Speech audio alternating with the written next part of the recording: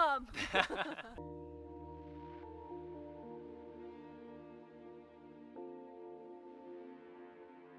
Hey gamers! And a full year was going. One whole year. 1 year ago we looked like this. Do you wash your hair? Yes, that's the first one. And now we look like this. I have a different hair color this time. This hair is a little bit longer this time. Mine too, maybe. And we have sunshine. It's January. It's the first 2 days of sunshine and we really like it. We're gonna put our coats on though because we're outside. Earlier today we did a TikTok live video and we got some questions about our dreadlocks. The first one was washing our hair and how we typically do that in the winter time. We wash our hair like normal people. Yeah. Wash our hair with soap and with water. No way. That's insane. I thought we just smelled bad all the time, 24/7. No, we really do it. So we don't smell? No, we go into the shower and then we put the soap on our heads and then we wash it. We wash our hair. And that's the story. Or, I think it's a stereotype that people with dreadlocks maybe don't wash their hair. Maybe it comes from hippie culture or so, but I think everyone's different. There are people who doesn't wash their hair, but yeah, this is how we do it. We just go into the shower and wash our hair like normal people with shampoo. Crazy, or? We use shampoo which is without silicons or what is this other stuff like conditioner so they don't get soft. But except of this, maybe that I don't wash the hair so often. Like back in the day, I had to wash my hair every day, every second day, because they got greasy. And now I just have to wash my hair every week, and this is really, really nice because you don't have to wash your hair every day. Normally it's not even good for your hair.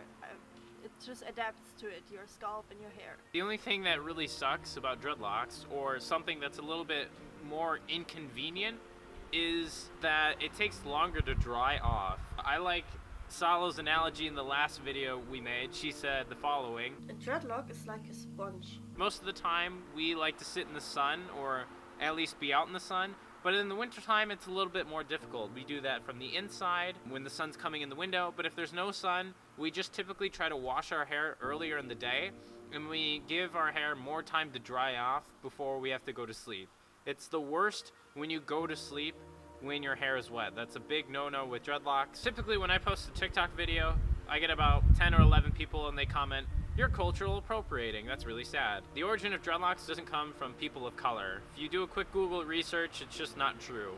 However, because the Rastafari lifestyle, Jamaican culture, or people like Bob Marley, dreadlocks kind of became popular through these types of people, and because of that, people cement the belief that dreadlocks belong to people of color. And that it's cultural appropriation if someone outside of this culture or group or so, if you want to put it into groups, which people do when they say this, then that's just they are allowed to wear it, and then we as white people are not allowed to wear them. Even if you don't even know, even, okay, we have white skin color, but you don't know where we come from and what ancestors we could have, and at the end we are all the same.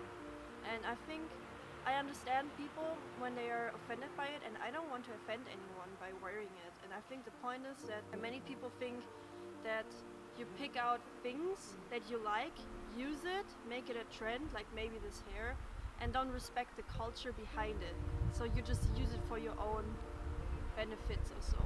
Which I understand that people say this, but I understand, and I don't want to offend anyone or so, but my belief is that I would want to live in a world where everyone can just wear what they want, and that we love to share our things and love to share our things what comes from different cultures.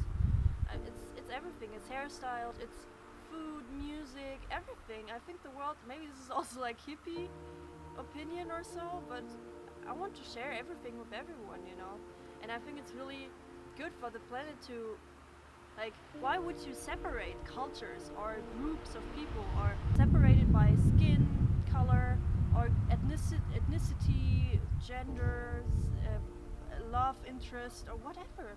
Why can we not just love everything and share everything? I don't know, but I understand still the point that people feel offended. No matter what your race is, whether you're white, black, Asian. It doesn't matter where you come from. If you don't comb your hair, eventually it will start to lock up. At the end of the day, it's just how you look. There's gonna be people who dislike the way you dress. There's gonna be people who dislike what you do with your life, etc. There's always gonna be people who don't like what you do.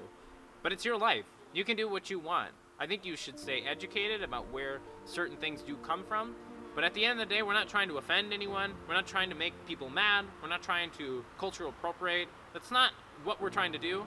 And if you believe this, I'm sorry. I hope you can have some good discussions about it.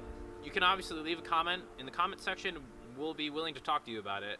But Love and peace. love and peace, yeah. That's all. We're just trying to vibe. The whole world as one.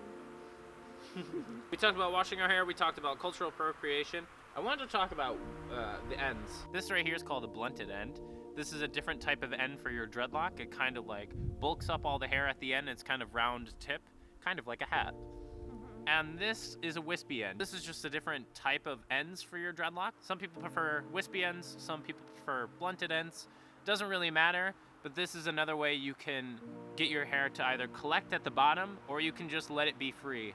On one end, it's a little bit shorter, but on this one, it looks a little bit longer because it wisps out like that. Hey, Salome. Hey. Do you think you'll have dreadlocks for another year? Yeah, I really like this hairstyle. I started dyeing my hair with 13 or so, and then I dyed my hair or experimented with my hair every other week because I was not happy with myself, and I always, after 2 weeks, I got bored of myself. I was confused. Also, I was a teenager. I don't know. But then I tried out dreadlocks, and dreadlocks was the first hairstyle where I really felt like one with myself. It felt like coming to an end of my appearance, you know, just finding yourself a little bit. Sounds a little bit too meaningful, but yeah. Originally, why I wanted dreadlocks is I just wanted my hair to grow out. I just didn't want to go to the barbershop every month and a half and get my hair cut. I just wanted my hair to grow out, and I wanted to see what kind of journey that would be. And I know one day I'm gonna get old and I won't have hair anymore, so this is why I have taken on this journey of having dreadlocks. And I like to look back and see, like 2 years ago when I first started, my journey was very different. I was a very different person, and I've grown since then and learned a lot, and I can just tell with the length of my hair how I've changed. So it's really nice for me to look back and see my hair as an indicator of time for my life. Time to get some brekkie. If you liked our video about dreadlocks, let us know in the comment section. You can ask us questions about our hair. I'll leave my TikTok in the description below. You can see a bunch of videos I made about our hair. Very cool, very short. And life is not just about appearance. Also, if you want to do stuff, just do it. Just do it. Just Live do it. your life. It's so good. I want everything to be everyone to be happy. Oh. This is it. Bye.